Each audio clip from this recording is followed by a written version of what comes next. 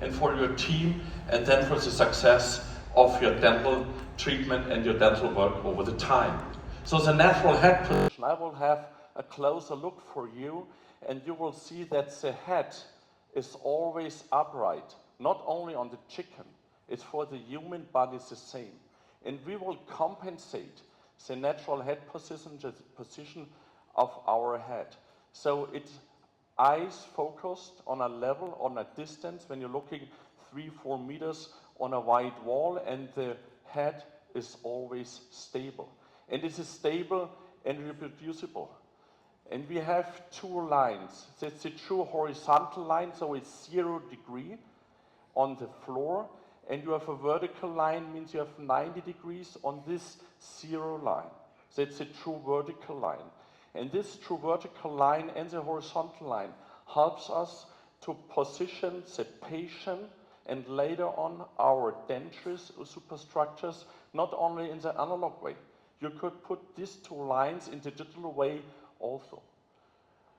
And you have a lot of literature. So we want to take a picture here. It's at age 68, 70s. It's Coke from Australia. They had a plump line, they had a light. You can see in the mirror, and you will see that the natural head position is completely stable. And how we can transfer now the maxilla, means the position of the upper jaw, to our articulator, or how we can transfer it in the digital workflow later on for our treatment strategy.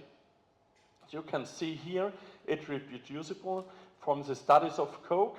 It's done with 213 children. After 15 years, you have only a degree of about 2 degrees. So you have a deviation of 2 degrees after 15 years. So you see here the original published, so it's completely stable.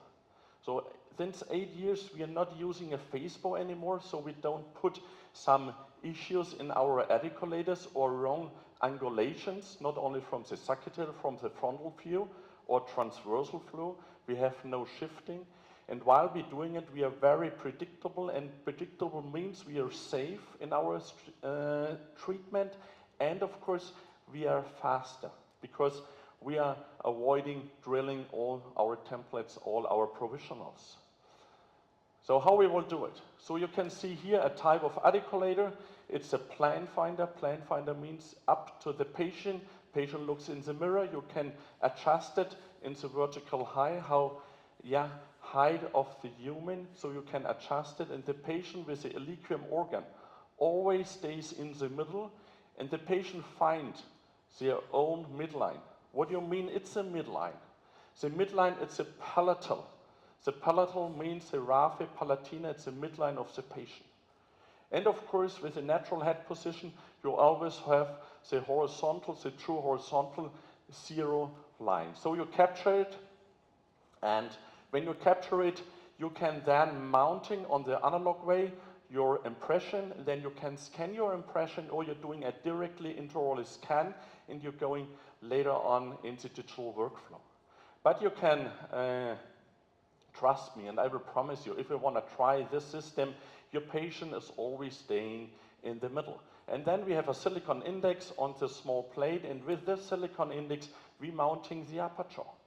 That's the first. So you see number 1 on the slide.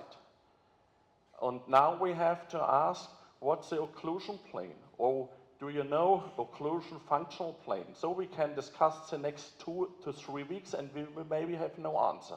Because on the gnathology side, it's so many things to observe and maybe not to answer or to answer. So occlusion plane for us means you have a functional plane in the occlusion.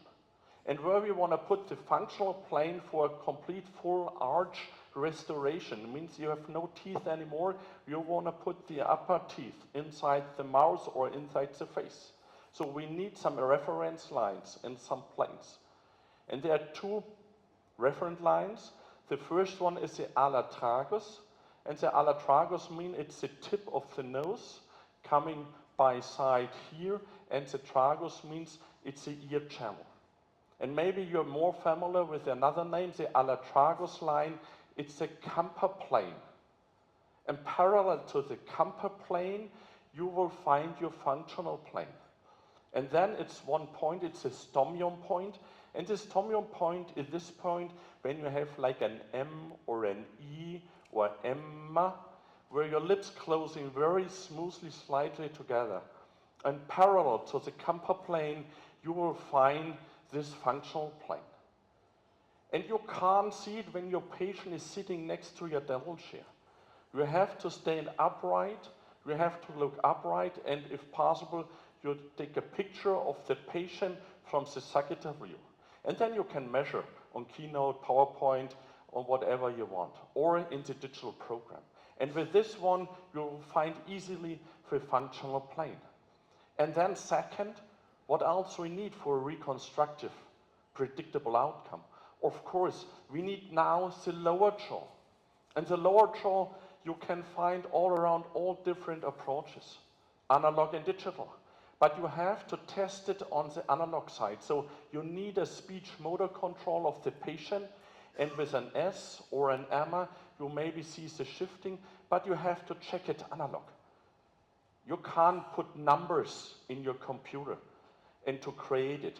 And we trust in the myocentric. And in this country here, all over you feel this very nice massage salons. They give you all this perfect shape of your body. You relax and completely. And that's the same for the mandible. Because the mandible is completely holy, but about 250 different muscles.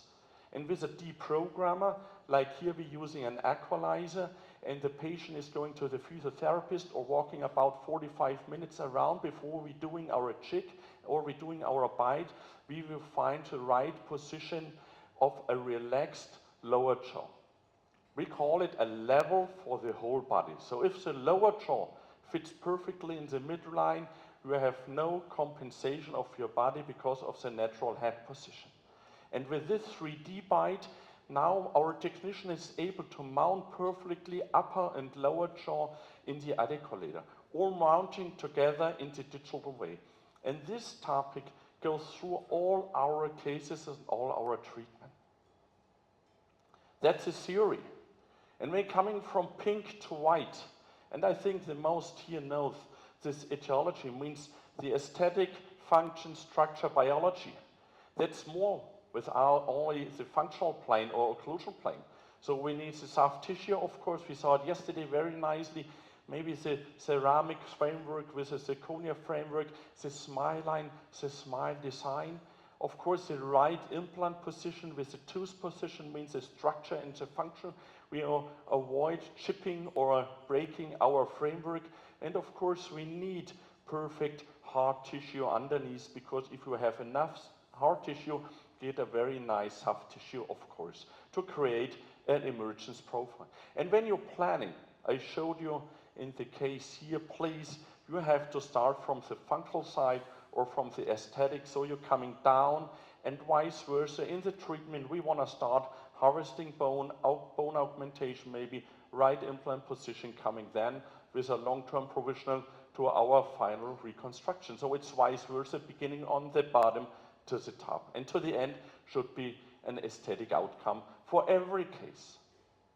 And the concept, and we changed it a little bit in the time, because first of all, the most important thing, you have to ask the patient what's the wish and where are the goals, not our goals. Where's the goal for the patient? Do you would like to have removable teeth? Maybe not. Maybe you would like nice fixed teeth, of course. And not only one single tooth in this lecture here for reconstruction. And with this, you have to analyze, I told you before, the smile line, the lip line, the lip support, of course. I think the speaker afterwards will talk more how we want to create a perfect tilted of the maxilla and the lip support. How we design and have a new setup. We reconstruct function aesthetics, of course, and then we're planning our bone augmentation and the implant position. And then we're going with the first or second long-term provisional to create like a test drive.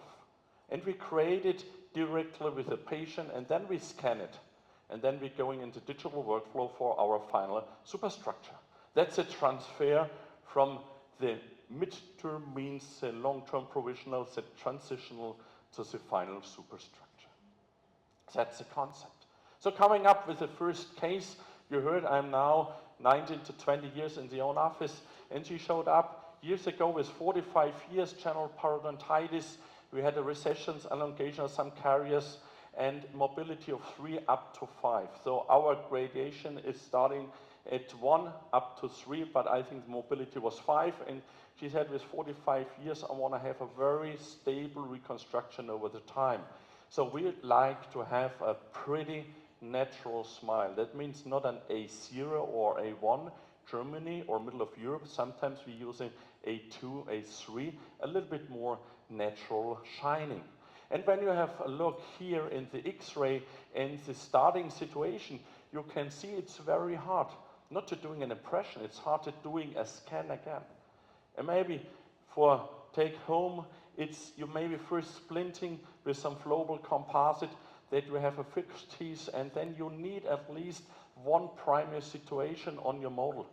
You can print it or you have a plaster model, doesn't matter, but you have to not to cut it down for an S6 retainer, you have to duplicate it. Very, very important. Tell your technician, never destroy my first initial mock-up or initial plaster model, because I need the first initial situation by the patient. And then we, of course, have to extract all tools, and there was this time, there was no immediacy. There was the beginning of the Malo concept, putting 4 inside. We said, okay, we want to have a wait whether this treatment will grow and how it will work and how we get the first studies and how we can do a predictable outcome. That's why we were very conservative. So we did a fully denture in the upper one and a partial denture in the lower one. And we had the picture, and look at this, after 2 weeks of our surgery. So you have the complete confidence of the patient with this outcome only in the denture and only looked in my plan finder. Now the patient trusts in you, and now it doesn't matter how many implants you want to plan with this patient. This patient is now on your track. This patient now follows you in your treatment. If you have the wrong angulation in the wrong planes or the wrong smile line, then it's always a discussion in our clinic. And then I think it was one of the first cases in Germany with a SMOP system. So we did a combium CT, so we matched all together. I sent this all to the company, and then we have like a team viewing or a telephone call where we want to precise our implant position. And then we're deciding the diameters of the implants, which screws, which connection we are using, and then we planned 8 implants in the upper one and 6 in the lower one.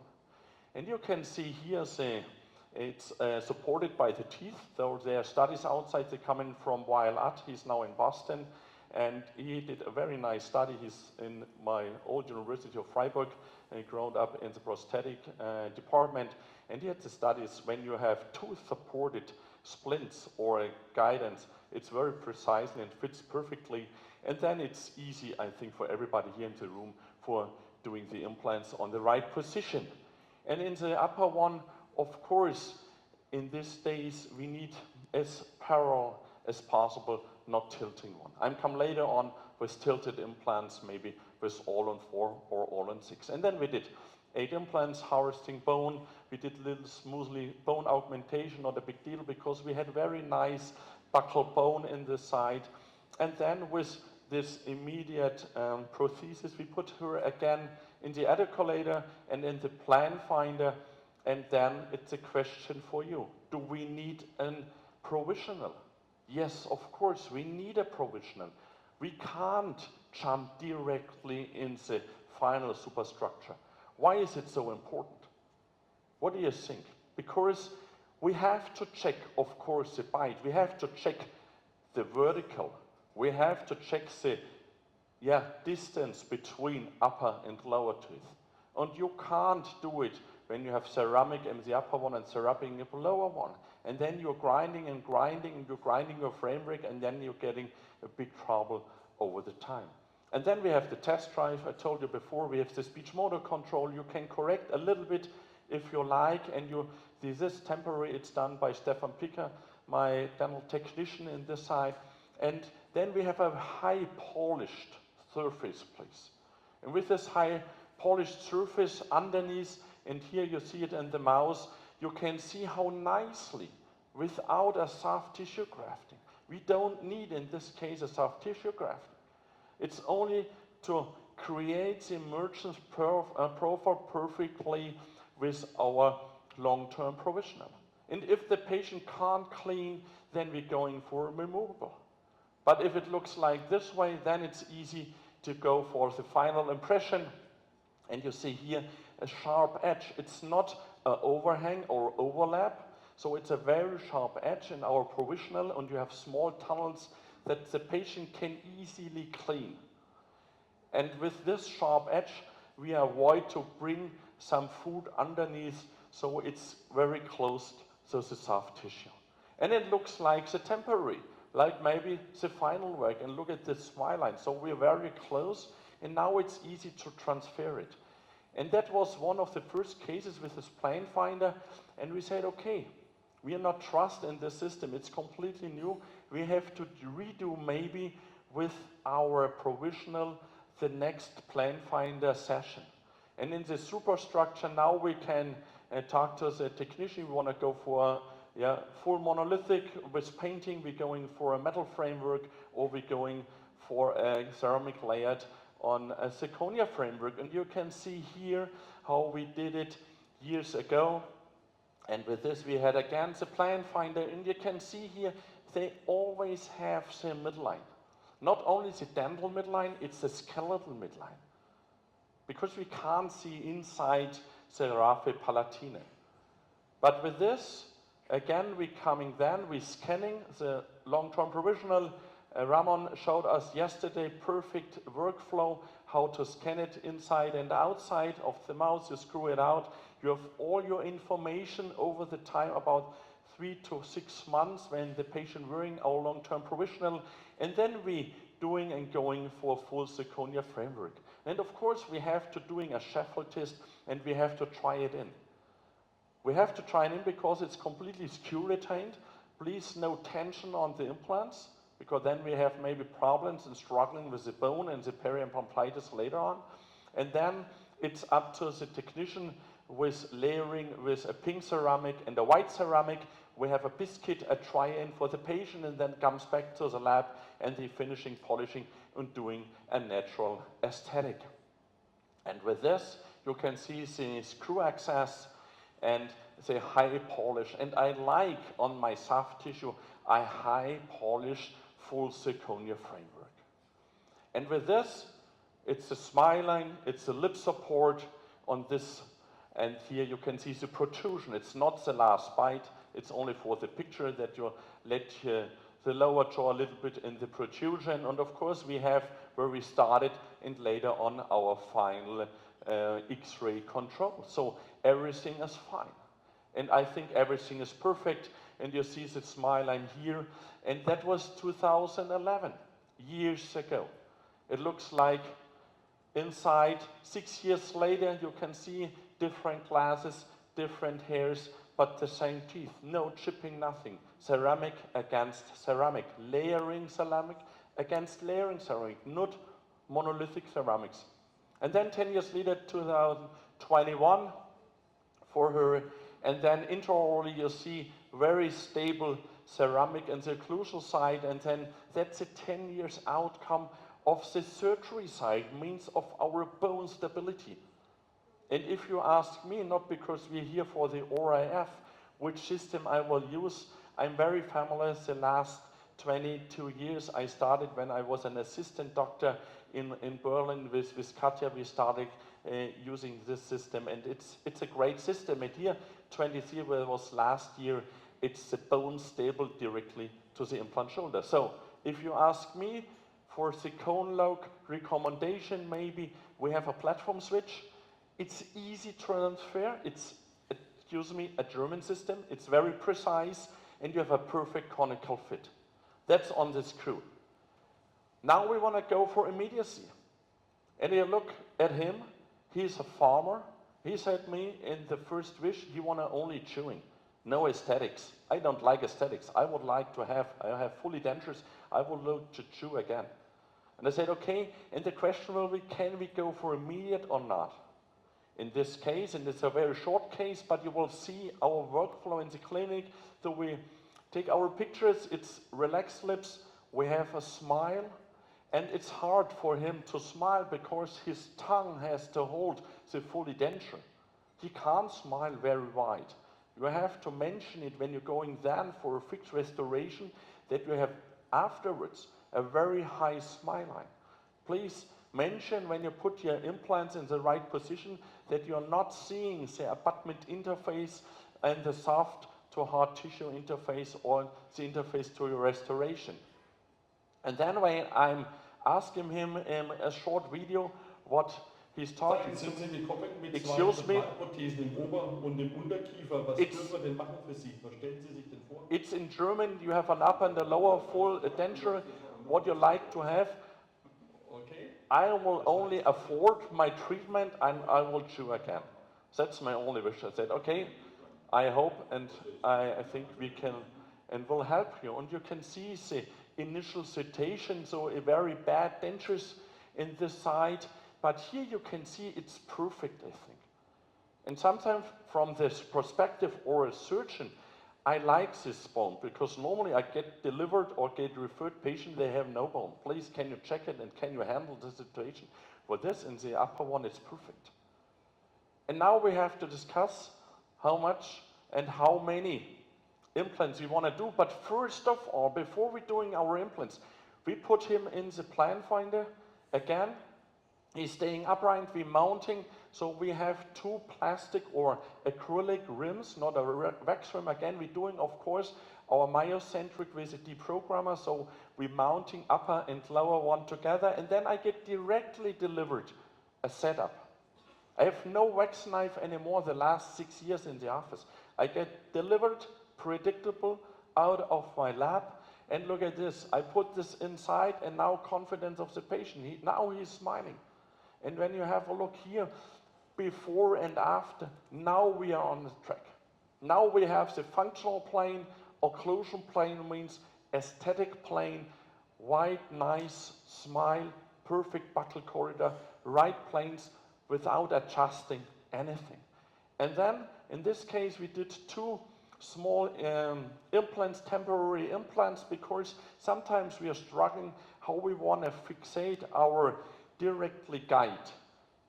And it's hard to put it on the soft tissue. And when you open a window and you open a flap for doing your implants, then you're struggling with your templates. That's why I'd like to doing this way. I'm doing my provisional implants. I transfer it again to the lab and to the SMOP system. And then you can see here our setup. We plan our implant position precisely, our drilling guide, and then we have our long-term provisional. It's the same position like our setup, and then I get this for my planning. And in this bone, I know in this case it's easy, where we put our 6 implants on the first and the second quadrant, of course, and that was in a course, we did it a live surgery with 14 colleagues around, and I get a second splint. And this second splint now is fixated by our immediate implants. So the second splint holds my provisional, it's prefabricated. And with this, I can now have this printed model with my multi-unit abutments. And I know that I have a very precisely fitting. You can see here my temporary. And this temporary, in this workflow, fits perfectly. And we only have this small posts. In this case, they were all 8 millimeters, so I'm not counting in my surgery time. I get delivered my posts with 8 millimeters all over, and this in my second splint. And one of maybe the next take-home message, we having a horizontal hole inside. Because then you're not struggling to fill up with your PMMA acrylic intraoperative from the vertical or to close your screw access. So we put this inside and then we fixate it from the horizontal side. And then it's not a big deal, and for the lower one we said, okay, we go for a fully denture and going in a second stage, the lower one. So I get delivered this for the temporary, for the fixed prosthesis immediacy. We have this horizontal axis, and then we did our template inside. We're doing our progressive line here, because progressive line, I showed you, have a very nice, perfect primer stability. We're going for straight multi-unit abutments, because in this case we have enough bone. We're not avoiding sinus floor elevation because there's so much bone above the sinus floor. And then we have the splint with a perfect implant position. Then we have our multi-unit abutment in the straight way, and then on this screw retained, our abutments means our posts for our temporary. And the temporary now fits with my second splint perfectly on my temporary implants, on the tuberosity area, and then I have very small channels for my screw access holes, and then I can fixate it with the PMMA outside of my cartouche from the horizontal side. Then it's very easy, and then I pick all the 6 ones, so make it predictable and make it easy for you when you're doing the surgery. You don't need a rubber dam and whatever, only you fill it up and then bring it back in my lab, and we fill it, we polish in basal. That means on the basal view, apical, you have to polish it very perfectly, and then you have a screw retained, and you can see the X-ray control, of course. And 2 days afterwards, we put for 3 days antibiotics, but you see the smile line and you see how it looks like, so it's perfectly.